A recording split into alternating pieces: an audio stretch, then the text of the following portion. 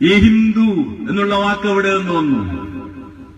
ഉപനിഷത്തിൽ ഈ വാക്കില്ല, ഭഗവത്ഗീതയിൽ ഈ വാക്കില്ല, രാമായണത്തിലും മഹാഭാരതത്തിലും ഹിന്ദു എന്നുള്ളൊരു വാക്കില്ല, വേദങ്ങളിൽ ഈ വാക്കില്ല.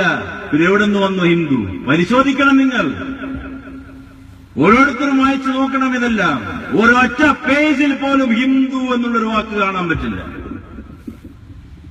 ഇത് വന്നത് ഇന്ത്യയില് ഈ ദ്രവിഡ സിന്ധു നദീതട സംസ്കാരത്തിന് ശേഷം ഇന്ത്യയുടെ ആധുനിക ചരിത്രം തുടങ്ങുമ്പോൾ ഈ അറബ് വംശജരും ഗ്രീക്ക് വംശജരും ഇന്ത്യയിലേക്ക് കച്ചവടം ചെയ്യാൻ വരുമ്പോൾ സിന്ധു നദീ തീരത്തിന്റെ അപ്പുറത്ത് അവര് നദി കടക്കാൻ ബുദ്ധിമുട്ടുണ്ടായപ്പോൾ അപ്പുറത്ത് താമസിക്കുന്ന സമയത്ത് നദിക്കിപ്പുറത്തുള്ളവരെ വിളിച്ചതാണ് ഗ്രീക്കുകാരനായ എറാഡിറ്റസ് എന്ന് പറയുന്ന ചരിത്രകാരൻ വിളിച്ച പേരാണ് ഹിന്ദു. INDU, അല്ലാതെ ഹിന്ദു അല്ല, HINDU അല്ല, ഹിന്ദു എന്നാ വിളിച്ചത്. അതാണ് വിപുലീകരിച്ച ഹിന്ദുവായി മാറി. അവരുടെ ഭാഷയിൽ സ എന്നുള്ള അക്ഷരമില്ല, സിന്ധു, അതുകൊണ്ട് ഹിന്ദു എന്നാക്കിയത്. ആ ലിപിയില്ലാത്തത്. അതാണ് ചരിത്രം രേഖപ്പെടുത്തുന്നത്. പക്ഷേ ഇന്നവർ പറയുന്ന ഹിന്ദുത്വം എവിടെ നിന്ന് വന്നു?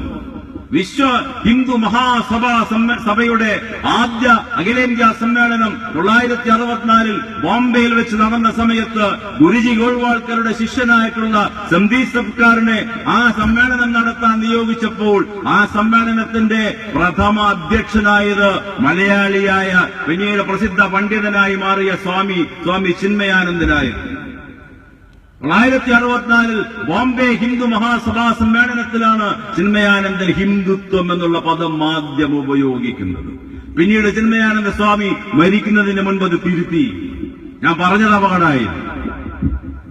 ആ ചിന്മയാനന്ദ സ്വാമിയാണ് ശബരിമലയിൽ കയറി ചെന്നിട്ട് അവിടെ എഴുതി വെച്ചത് തത്വമസി, അത് നീയാകുന്നു, നീയും ഞാനും ഒന്നു തന്നെ. ആ ഹിന്ദു മഹാസഭാ സമ്മേളനത്താണ് അഭിനവ ഹിന്ദുത്വം തുടങ്ങുന്നത്. അത് യഥാർത്ഥ മതവുമായിട്ടൊരു ബന്ധവുമില്ല. അതാണ് വിവേകാനന്ദ സ്വാമി 1890 പറഞ്ഞത്, ഹിന്ദുമതം ഒരു മതമല്ല, അത് ജീവിത രീതിയാണ്. അതാണ് കൃഷ്ണൻ പറയുന്നത് ഭഗവത്ഗീതയിൽ, എന്നെ എവിടെ നോക്കിയാലും കാണില്ല അർജുന, ഗൂഢാകേശ ഋഷികേശ മത്തമാതങ്കോ അന്തർമുഖസ്ഥിത. ഞാൻ ഉള്ളിലാണ്, പുറത്തല്ല.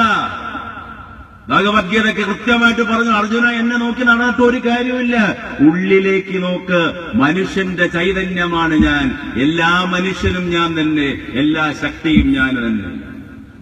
മനുഷ്യനെ സ്നേഹിക്കാത്തവൻ എന്നെ കാണാൻ പറ്റില്ല എന്നാ ഭഗവത്ഗീത പറയുന്നത്. അതെന്നല്ലേ കാറൽ മാർക്സും പറഞ്ഞു.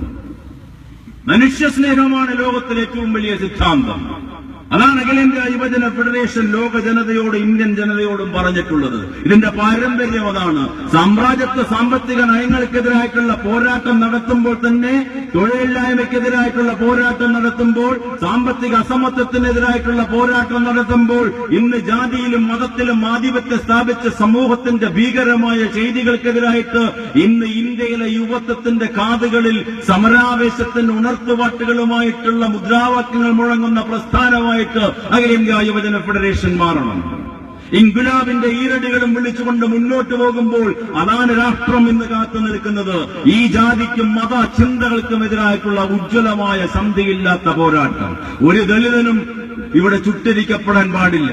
ഒരു ന്യൂനപക്ഷ പ്രവർത്തകന്മാരുടെ അവകാശങ്ങളെയും ധ്വംസനം ചെയ്യാൻ പാടില്ല. ഇവിടെ ന്യൂനപക്ഷ ഫാസിസമായാലും ഭൂരിപക്ഷ ഫാസിസമായാലും അത് ഇല്ലായ്മ ചെയ്യപ്പെടണം. അതിനെ പ്രചരിപ്പിക്കുന്ന കൊടുങ്കാറ്റായ അഖിലേന്ത്യാ യുവജന ഫെഡറേഷന്, ആ സംഘടനയ്ക്ക് അതിന്റെ ചരിത്ര പാരമ്പര്യമുണ്ട്.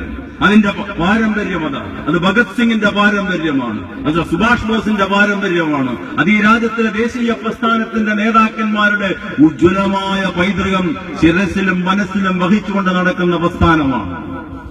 അപ്പോ ഈ ജാതി മത ചിന്തകള്, ഈ രാജ്യത്തിലെ ദർശനങ്ങൾ മുഴുവൻ അതിനെതിരായിട്ടുള്ള ഘോഷം നടിച്ചപ്പോൾ ഇന്ത്യയിലെ ഇന്നത്തെ